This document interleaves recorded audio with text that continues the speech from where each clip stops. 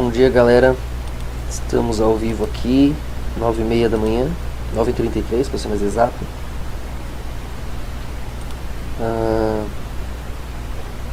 Dia 1º de novembro, né, de 2018. Quem estiver ouvindo pelo YouTube pode acompanhar aqui todas as manhãs em escoladelustre.com.br.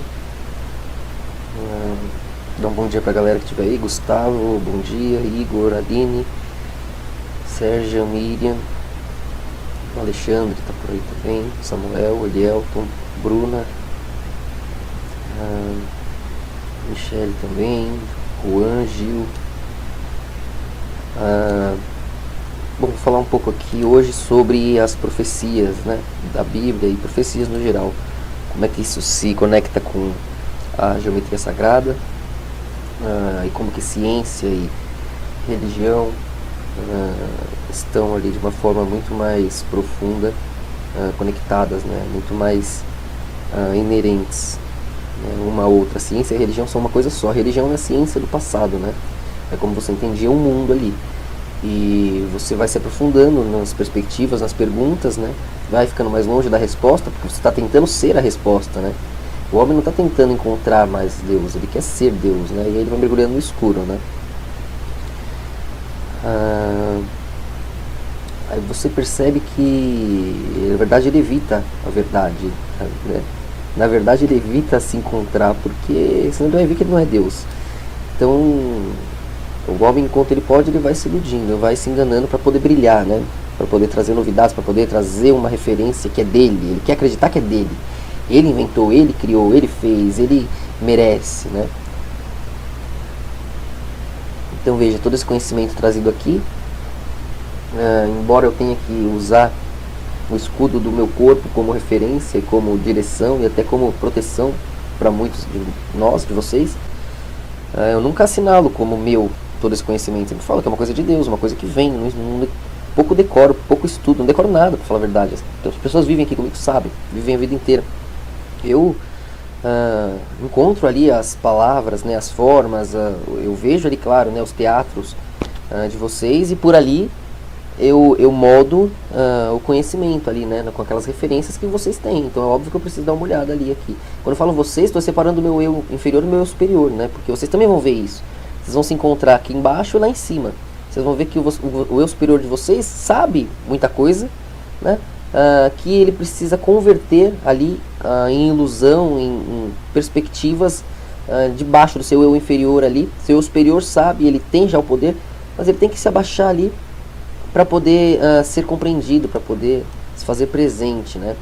Então, como eu tenho conversado mais com alunos mais próximos aqui, eu espero que não seja entendido com arrogância, né? Esses assuntos mais íntimos assim de nós aqui, mais transbordados, né? Porque você querer abocanhar o conhecimento, abocanhar os demais, aí está cada vez mais só, né? E só te sobra Deus. E é complicado se manter no mérito de estar com ele, né?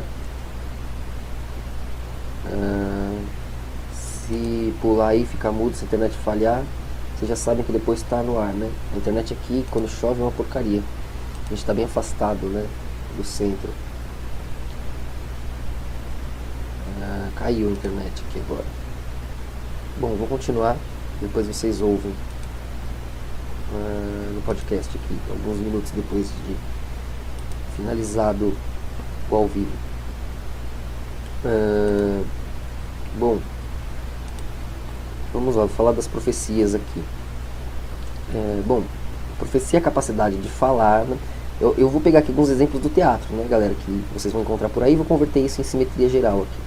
Então, a profecia é a capacidade de falar com autoridade, né, de parte de Deus, por parte de Deus, né, ou seja, em nome da coerência.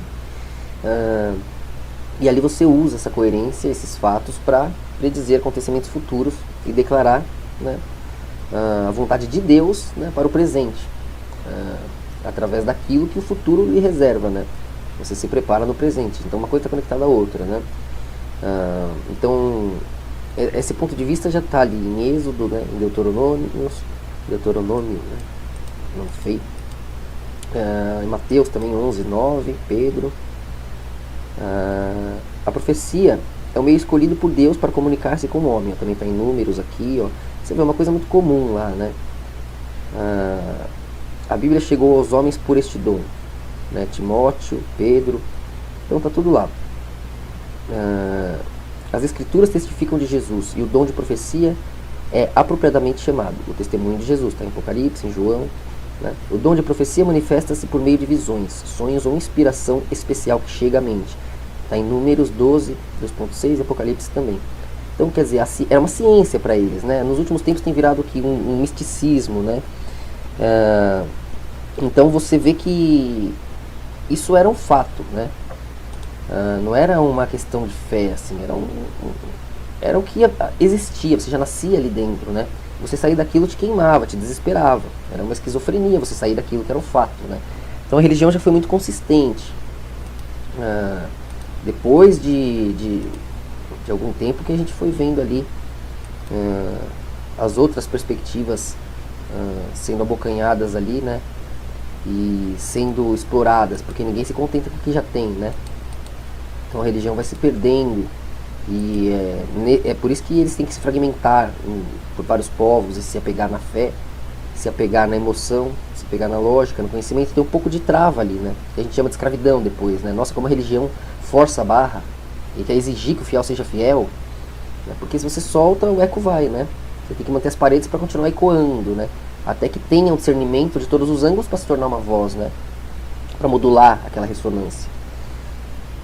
Então é complicado. Você vai entendendo por que tantas coisas que parecem injustas são ali necessárias para o desenrolar da perspectiva, né? Deixa eu dar uma atualizar aqui no portal, galera, porque voltou e eu não estou ouvindo mais o retorno.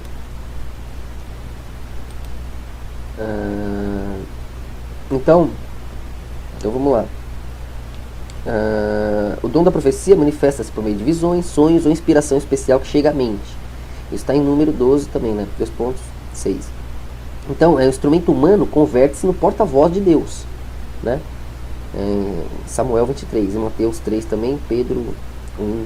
Eu vou colocar todas essas referências aí no site. Não gosto muito de ficar linkando essas coisas chatas. Isso pra mim é uma coisa bem judaica, embora seja do Novo Testamento, né? Mas é uma coisa que fazem depois, né?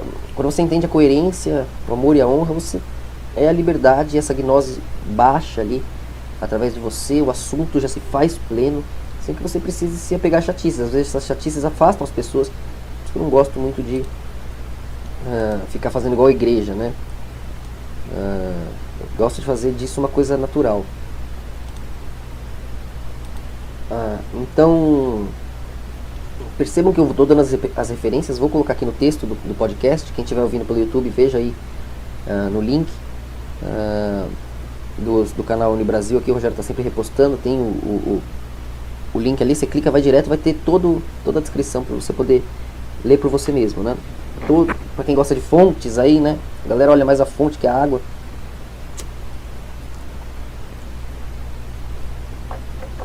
E eles esquecem às vezes que essa fonte aí, né? Ela depende, na verdade, do resultado para ser considerado até uma fonte, né? A água é importante. Esse fluir já é um corpo só, ele tem que sentir a verdade que ele busca, a coerência que ele busca, né? E aí ele vai ver Deus falando através daquele instrumento que é a Bíblia. Aquelas palavras permitem que a energia, que a sensação venha até você. Assim como o nosso livro também, em termos aí mais modernos, por assim dizer, né? Nessa perdição atual. Mas a palavra de Deus ainda é eterna, né? Você vê lá, você lê a Bíblia, você entende, você vê que são as mesmas referências, você compreende aqui a atualidade através daquilo ali. Então, o instrumento humano converte-se no porta-voz de Deus, ó, tá vendo? A gente está falando o quê? De gnose aí, ó. A Bíblia veio de uma gnose. Depois acabou essa gnose, né? Até o Espírito Santo ir transbordando ali, né? Então, você tinha os profetas antes, porque o Espírito Santo transbordava em pessoas ali, em seres específicos dentro daquele povo que estava ali moldado para poder se alinhar com a coerência. Até que foi se perdendo, se corrompendo. Eles mesmos foram matando, assassinando os profetas, né? Para ficarem no poder ali, onde estão. E ficaram no poder do que? Do resto, do caos, do que não é de Deus. Dominar Deus eles não iriam. Eles ficaram como os guardiões do lixo ali. Então, ok, palmas para eles, e eles têm que se limpar, né? Não vamos ficar devendo. Esse banho aí eles merecem. Deus tem o propósito de que esse importante dom do Espírito estivesse com sua igreja até o fim dos tempos, né? Então está em Joel 2:28, em Apocalipse também, 12.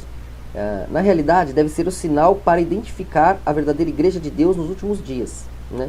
Ou seja, você vai ver ali pessoas falando da coerência. Essa coerência inclui o passado, o futuro e o presente. Então pode ser chamado profetas, né? Então está nas palavras de vocês a coerência que abocanha todas as outras verdades. Isso é profecia. Isso vai provar que nós somos nós.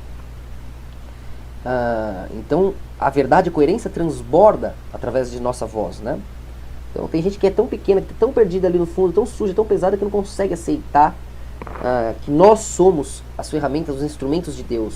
A pessoa não consegue aceitar a própria grandeza, não aceita a grandeza do outro, também não consegue portar seu próprio brilho, sua própria luz, né? Então ele deixa de ver que na verdade é muito maior do que pensa, que é um dos protagonistas da própria luz, que é a própria cor agindo. Nós somos o universo interagindo com ele mesmo. Sem cada um de nós não há nenhum, né? Isso é um fato. Ninguém está fazendo favor para ninguém.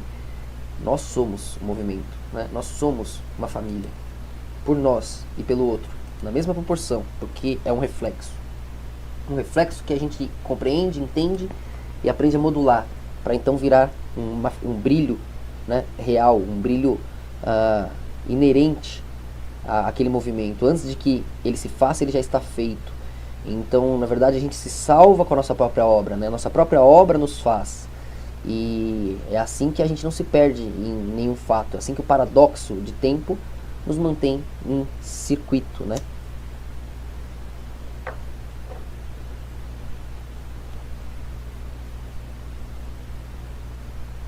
Então, a profecia foi usada por Deus desde a queda de Adão para se comunicar com a humanidade, né?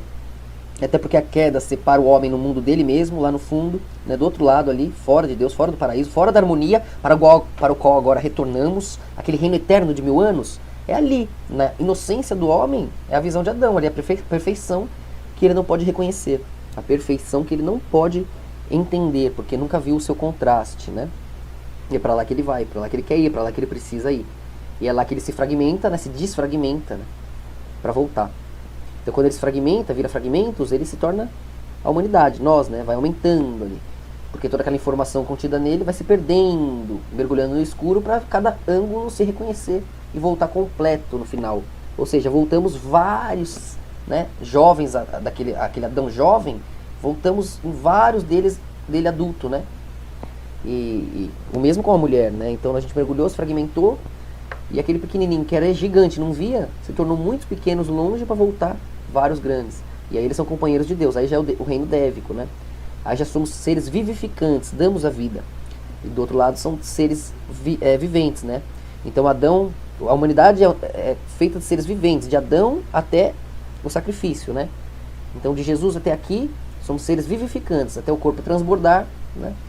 Aqui no eterno, no reino em que controlamos, modulamos o próprio tempo e espaço, né?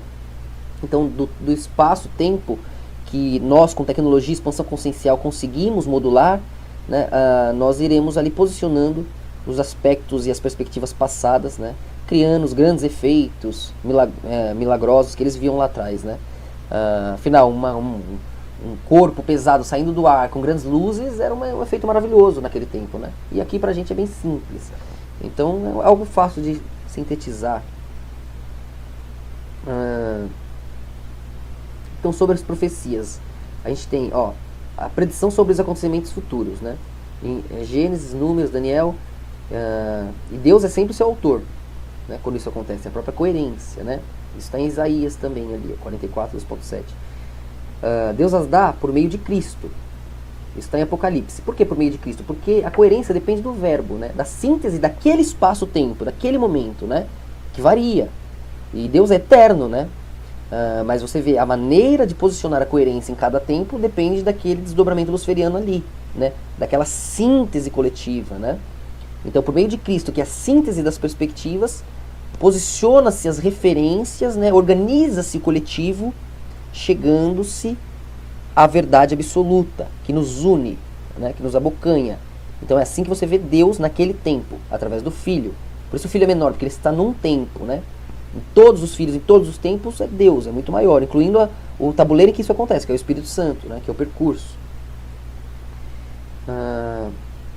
Então, um dom de Cristo é a profecia. Por quê? A verdade viva ali, aquela verdade conversando, né? Ela já é o processo, aquela verdade sendo plasmada, não importa em quem, com quem. Ela é a verdade, ela é Cristo. Ela é a síntese espaço-temporal plena, a verdade. Está em Apocalipse 11, 2.3, né? Um dom de Cristo. E um dom do Espírito Santo, em Coríntios 12, 2.10. Por quê? Aí, de novo, a gente vê a separação daquele assunto de ontem, né? O Espírito Santo é aquele poder, aquele fluido, a possibilidade daquilo se plasmar, né? Então, é a conexão do corpo, né, de Cristo ali com a sua fonte e com o seu tempo, né? Naquele local ali, com Deus, o espaço ali, Espírito Santo, né? Deus, a coerência ali, o Espírito que passa pelo Espírito Santo até o Filho, né? Esses três fazem todo o processo. Então esse dom, ele é de Deus, né? É aquele poder, é a coerência. E ela tem que chegar no Filho, no verbo vivo, no tempo, né? Através do Espírito Santo. Então, quando o Filho está lá, todos ouvem direto da boca, né? Do verbo vivo. Quando ele se fragmenta pelo Espírito Santo para que o corpo se espalhe, o corpo da igreja seja posicionado através de todos os cristãos ali, ele vai se desdobrando em cada um daqueles homens, né? Assim que eles aceitam essa realidade em comum, que é Cristo, né? Que é esse ponto simétrico aí, esse mergulho de Deus no seu oposto, né, para segurar a própria injustiça e permitir que os homens vivam dentro do tabuleiro, nunca queimem na incoerência, né, que ele mesmo segura. Quando ele diz ele mesmo, ele já é diferente, porque está do outro lado segurando um outro peso, uma outra referência, né. Por isso que esse processo inclui os dois lados, vê também que já é um terceiro. Isso é a trindade, né, a gente falou disso ontem. Então é um dom do Espírito Santo, é um dom de Cristo, né, e é Deus, é um dom de Deus. E esses três aspectos é que se fazem visíveis. Embora três são um, embora um são três, né? Isso continua se replicando em nossas percepções, né? Você tem direita, esquerda e é você. Você é três, mas é direita também, só direita. Ó, quanta direita? Você que escolhe quanto de você se considera direita. Ó. Pega seu dedinho esquerdo e fala, daqui pra lá é direita. Você tá certo, não é? Pega seu dedinho esquerdo e fala, daqui pra lá é esquerda. Você tá certo. Quanto de corpo você deixa pra direita, quanto você deixa pra esquerda, né? Tá tudo certo, é perspectiva. E todos são você. Esse é um processo inerente à consciência, né? Por vídeo seria melhor desse exemplo do corpo, né? Mas acho que vocês entenderam, né? Dá pra você dividir seu corpo no meio, tem direita pra lá e esquerda pra cá, né?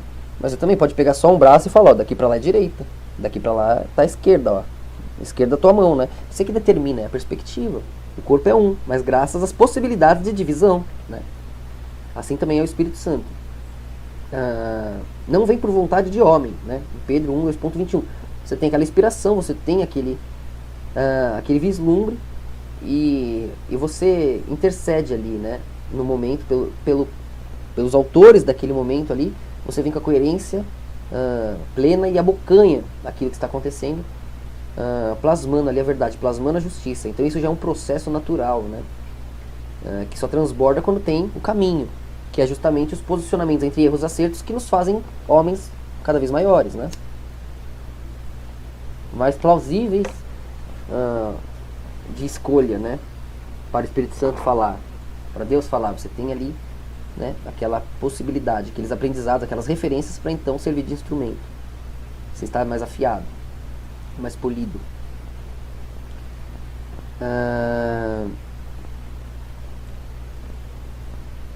Vamos lá, então, ó, dadas desde o princípio. Lucas 1, não vem por vontade do homem, é uma palavra certa.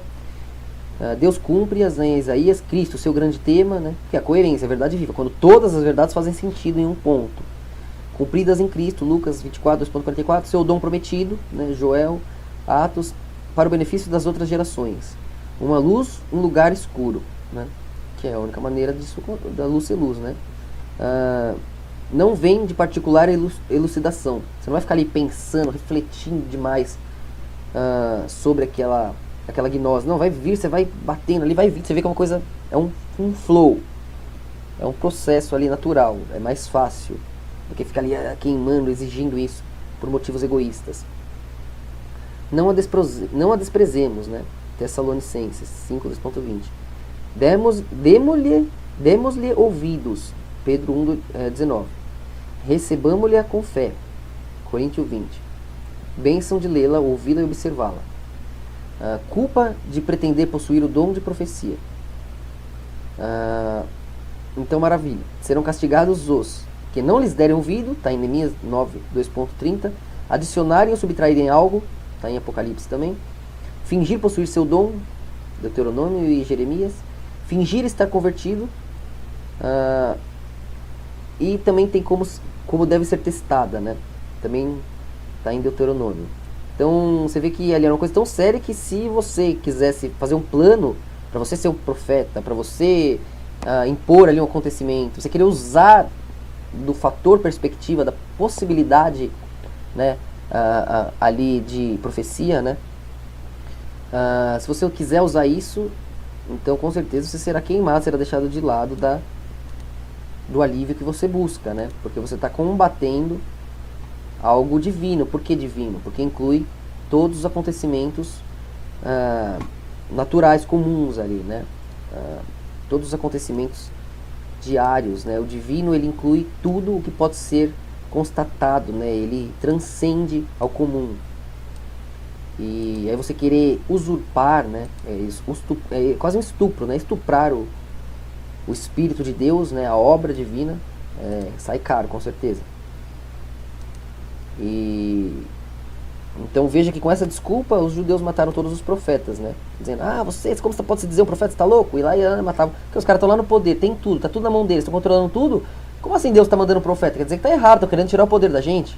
Então vamos matar, e saiam matando. Assim fizeram com todos. Até o momento final aqui, né? Quanto mais eles fizeram isso, mais poder eles deram para os gentios, mais eles uniram o mundo através de seus erros, e mais forte eles fizeram o nosso eterno aqui, né? Mais eles mandaram os fluidos dos rios daquele mar lá embaixo aqui, né? Para as nossas nuvens, que irão chover de volta. E afogar quem tem que afogar, e saciar a sede de quem merece. Na mesma água, para fazer as duas obras.